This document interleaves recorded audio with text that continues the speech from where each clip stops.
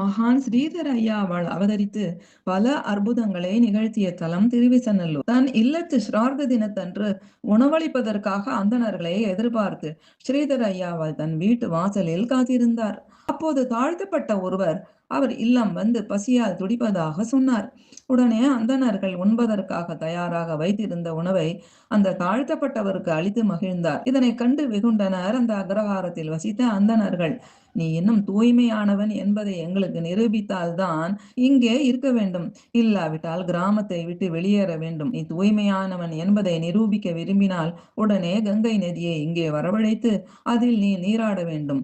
இதுதான் பரிகாரம் என்று கட்டளையிட்டனர். ஆண்டவனுக்கு முன் அனைவரும் சமம் என்பதே ஐயாவாளின் கொள்கை.